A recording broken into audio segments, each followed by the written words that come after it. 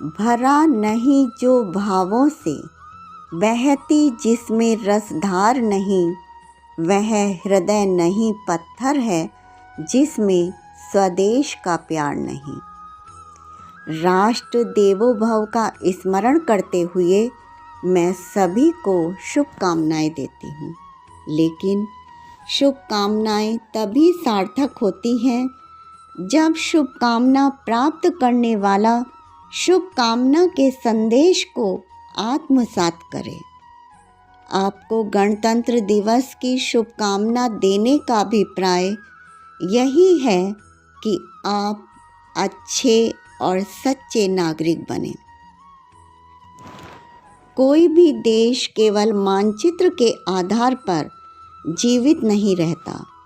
मानचित्र तो केवल राजनीतिक संप्रभुता को प्रकट करता है, जबकि कोई भी राष्ट्र अपने इतिहास, संस्कृति, संस्कार और अध्यात्म के आधार पर अनंत काल तक जीवित रह सकता है और संसार का मार्गदर्शन कर सकता है। मैं यह स्पष्ट करना चाहती हूँ कि भारत केवल एक भूखंड का नाम नहीं है, बल्कि वह एक जीवन दृष्टि का नाम है। भारत शब्द की व्युत्पत्ति भा धन रथ से हुई है। भा का अर्थ प्रकाश और रथ का अर्थ लीन रहना है। यानी इसका अर्थ यह है कि इस ब्रह्मांड का जो क्षेत्र निरंतर और चिरंतर ज्ञान के प्रकाश में लीन रहता है, उसे भारत कहा जाता है। मैं स्वयं को बहुत सौभाग्यशाली अनुभव करती हूँ कि मैंने इस धरा पर जन्म लिया है। वैसे केवल मैं ही नहीं, आप सब भी अपने भीतर से यह अवश्य अनुभूत करते होंगे कि जिस धरती पर हमने जन्म लिया है वह स्वयं में एक तीर्थ स्थान है। जिस धरती पर अनेक महापुरुषों ने जन्म लिया, जिनके ज्ञान के प्रकाश को विश्व ने स्वीकार किया, चाहे भगवान राम का मर्यादित जीवन हो या फिर श्री कृष्ण जी का कर्म योग, आज का विश्व इनकी महानता के आगे नतमस्तक है। तथागत भगवान बुद्ध के पंचशील सिद्धांत को वैश्विक मान्यता मिल रही है। आज पूरे विश्व में भारतीय संस्कृति की महानता को स्वीकार किया जा रहा है। अमेरिका से प्रकाशित होने वाली अंतर्राष्ट्रीय पत्रिका टाइम ने अपने एक अंक में लिखा था कि अमेरिका में 90% जनसंख्या किसी न किसी रूप में भारतीय संस्कृति से प्रभावित है।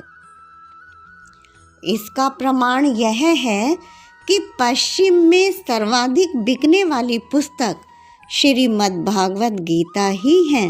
मैं यहाँ यह स्पष्ट करना चाहती हूँ कि किसी भी देश की प्राण शक्ति उसकी संस्कृति में निहित होती है। आज हम 73वां गणतंत्र दिवस मना रहे हैं।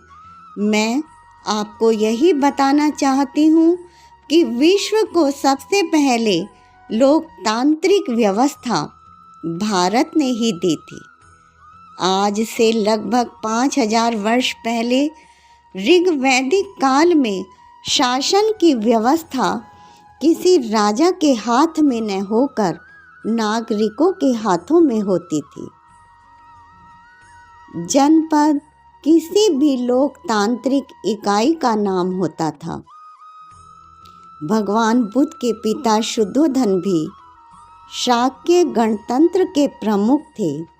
पश्चिम के विचारक यह कहते हैं कि हमने विश्व को लोकतांत्रिक व्यवस्था दी, जबकि ऐसा नहीं है। यह हमारे महान विचारकों और मनीषियों की देन है। हमें इसकी रक्षा करनी चाहिए।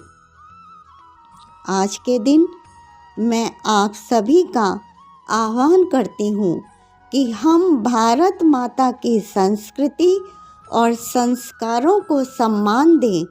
इसी के साथ प्रथम नमन करूं मातृभूमि को, फिर करूं वीर प्रसूता माताओं को, जिन्होंने जन्म दिया वीर बालकों को और बचाया देश की धरोहरों को, और बचाया देश की धरोहरों को। जय हिंद, जय भारत।